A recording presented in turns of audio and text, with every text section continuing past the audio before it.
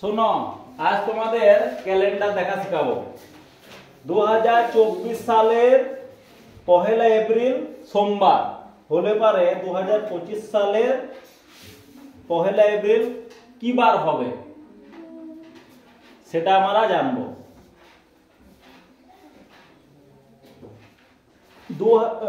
এটা এক বছর হচ্ছে 2024 থেকে 2025। ক বছর হচ্ছে? এক বছর। এক বছর মানে কদিন? 365 দিন। 365 দিনকে আমরা দেখে নেব কত সপ্তাহ হচ্ছে। 365 দিন মানে কত সপ্তাহ? 5 7 35 আর 2।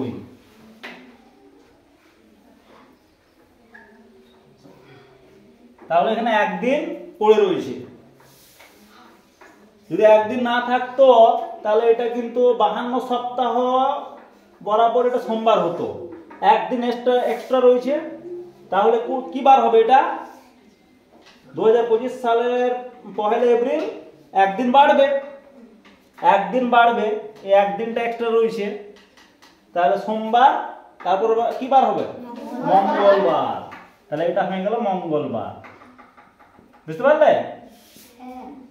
মঙ্গলবার। ঠিক আছে, আর একটা অঙ্ক করাবো এবার দেখো 2024 সালের 1 জানুয়ারি সোমবার যদি হয় তাহলে 2025 সালের 1 জানুয়ারি কি বার হবে? ক্যালেন্ডার না দেখে আমাদেরকে বলতে হবে কি বার হবে।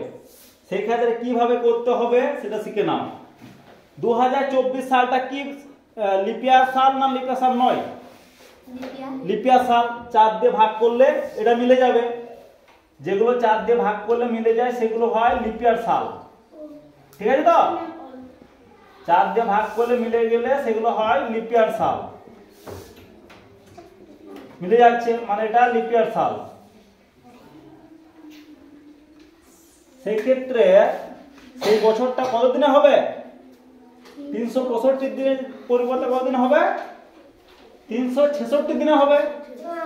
একদিন বাড়বে, যেহেতু 1 জানুয়ারি, ফেব্রুয়ারি মাসটা একদিন বাড়ে, 29 তারিখে হয়। জানুয়ারি মাসটা হচ্ছে ফেব্রুয়ারির আগে, ওই জন্য এখানে 366 দিনটা কাউন্ট হবে। আগের ক্ষেত্রে কাউন্ট হলো না, যেহেতু আগে এপ্রিল মাসে ছিল, মানে ফেব্রুয়ারি মাসে চলে গেছে। ঠিক আছে, তাহলে 366 কে কত দিয়ে ভাগ করে দেখতে হবে? 7 দিয়ে। 7 সপ্তাহ, 7 দিনে 1 সপ্তাহ হয়। 5 7 35 1 6 7 দুগুণে 14। তাহলে কদিন পড়ে রয়েছে? কদিন পড়ে রয়েছে এক্সট্রা? 2 দিন পড়ে রয়েছে। তাহলে 52 সপ্তাহ মানে সোমবার হবে, আর 2 দিন এক্সট্রা পড়ে রয়েছে। সোমবারের 2 দিন পর কি বার হবে? সোম মঙ্গল বুধ। তাহলে উত্তর কি হলো? বুধবার।